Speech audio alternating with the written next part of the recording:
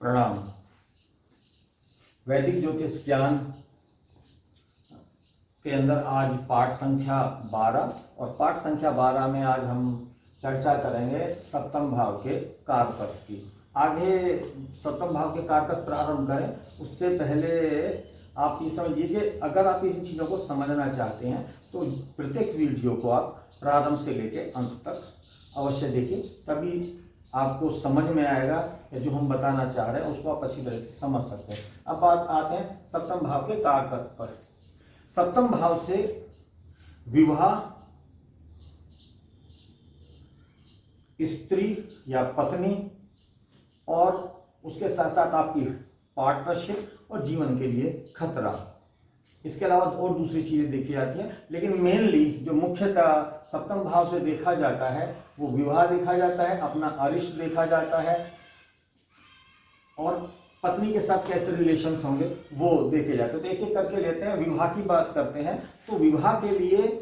सप्तम भाव का अवलोकन करने के बाद में आप ये पता लगा सकते हैं कि विवाह किस दिशा में होगा, कहाँ होगा, वर कैसा होगा,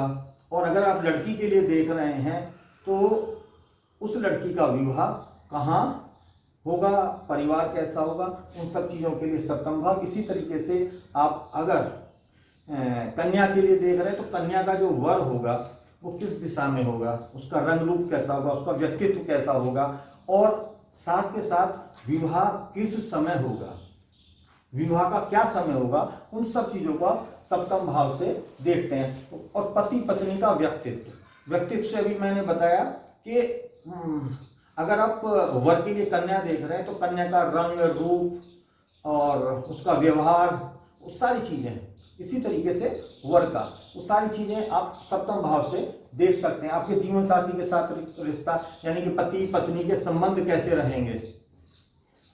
उनके विचार मिलेंगे नहीं मिलेंगे, कहीं ऐसा तो नहीं होगा कि विवाह हुआ और विवाह के कुछ ही समय बाद में उनका डाइवर्स हो गया। आपने समाज में भी कई सारी चीज़ें देखी होंगी कि विवाह हो जाता है और उसके कुछ समय बाद में किसी भी बात को लेके अनबन शुरू हो जाती है और बाद में कचहरी तक पहुंच जाता है और डाइवर्स हो जाता है। इसलिए जो कुंडली मिलान का भी जो विषय होता है वो बड़ा महत्वपूर्ण होता है। किसी का भी विवाह कुंडली मिलान करके ही करना चाहिए, गुण मिलान की बात नहीं। गुण मिलान एक अलग विषय है, उसके साथ कुंडली यानी कि वर और कन्या दोनों की कुंडलियों का अलग अलग विश्लेषण करके तब कुंडली मिलान किया जाता है। उसके साथ साथ विवाहित स्त्री से अन्य यानी कि पुरुष है तो उसके कहीं पत्नी से अलावा और कहीं प्रणय संबंध तो नहीं है। ये सारी इसको देखने के लिए उसके साथ साथ आपका जो व्यापार होता है, दैनिक इनकम वाला जो व्यापार होता है, उसको भी सप्तम भाव से ही देखा जाता है, यानी जिससे डेली इनकम होती है। व्यापार का जो कार्य क्षेत्र है वो दसम भाव से देखा जाता है, लेकिन अगर आप दैनिक इनकम जो होती है, डेली इनकम जो होती है, तो व्यापार कैसा है, गति कर रहा है नहीं कर रहा है, वो और व्यापारिक साझेदारी यानी पार्टनरशिप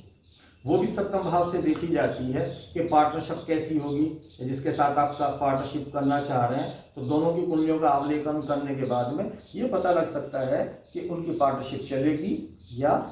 नहीं चलेगी। इनको देखने के लिए भी सप्तम भाव का सहारा लेना चाहिए, सप्तम भाव का अवलोकन करना चाहिए। उसके साथ साथ आपका विदेश में कैसा प्रभाव रहने वाला है, आपको कोई पद या प्रतिष्ठा कैसी मिलने वाली है, उसके लिए भी सप्तम भाव का अवलोकन करना चाहिए, यानी सप्तम भाव से देखी जाती है। साथ के साथ विदेशों में यानी दूर देश में आपका रखा हुआ धन, किसी का आपका जैसे आपने देखो कई नेताओं के, कई बड़े बिजनेसमैन के विदेशों में खाते होते हैं, विदेशों में बिजनेस होता है, विदेशों में भी उनके प्रॉपर्टी और बैंक बैलेंस होते हैं।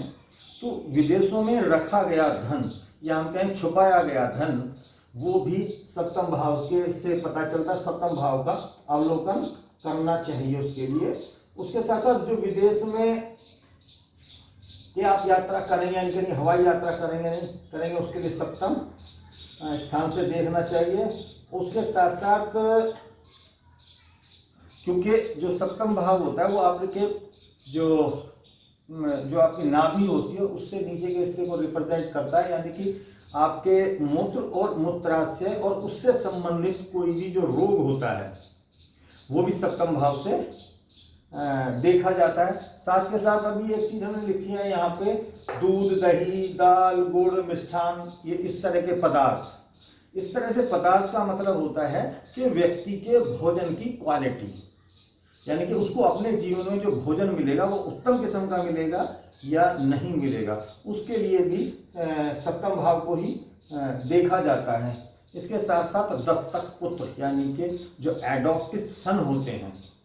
जो होता है उसके लिए भी हमें सप्तम भाव का सहारा लेना चाहिए, सप्तम भाव से देखा जाता है। जब हम बात करते हैं स्त्री की या स्त्री सुख की या विवाह की, उसके लिए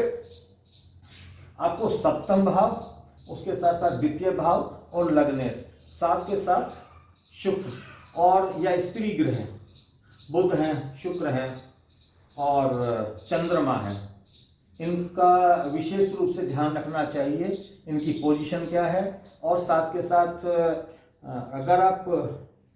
स्त्री के लिए चीज़ें देख रहे हैं तो उसमें बृहस्पति की पोजीशन, और बृहस्पति ये अच्छी पोजीशन में है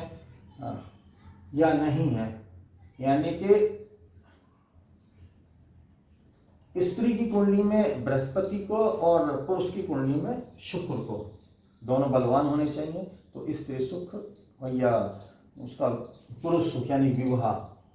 निश्चित रूप से होता है। अन्यथा आपने देखा होगा कि कई कन्याएं और कई वर यानी कई लड़के ऐसे होते हैं कि जो आजीवन अविवाहित रह जाते हैं। कभी कुंडली अवलोकन का आपको मौका मिलेगा कि अगर किसी का सप्तम भाव में यहाँ पर शनि आ जाता है, यहाँ पे शनि या फिर 10 नंबर की राशि आ जाती है, यानी कि शनि की या 11 नंबर की राशि आ जाती है, तो ऐसे लोगों का जो वैवाहिक जीवन होता है वो बड़ा ऊपर नीचे होता है, या तो विवाह होता ही नहीं है या फिर अगर हो जाता है तो किसी भी कारण विच्छेद हो जाता है, और अगर विवाह चलता भी है तो पति पत्नी में मधुर संबंध यानी किसी न किसी बात को लेकर के अनबन उनमें बनी रहती है। तो यहाँ शनि आ जाए, मंगल आ जाए या फिर सूर्य आ जाए, जब भावों की हम भावफल बताएंगे तो इस विषय में हम पूरी की पूरी चर्चा करेंगे। तो जितना भी ये सारे के सारे विषय इसमें हमने बताए हैं आप इन सबको नोट कर लेना। जब भावफल बताएंगे तो इनकी विस्तार से चर्चा करेंगे कि देखा कैसे जाता है। भाव जो होते हैं, जैसे अभी कारपत्र बताएं तो उनके फल भी होते हैं, तो किसी भी भाव का फल मिलता कैसे है। जैसे आपने कई बार देखा होगा कि कोई कुंडली दिखाने के लिए आता है विवाह के लिए, तो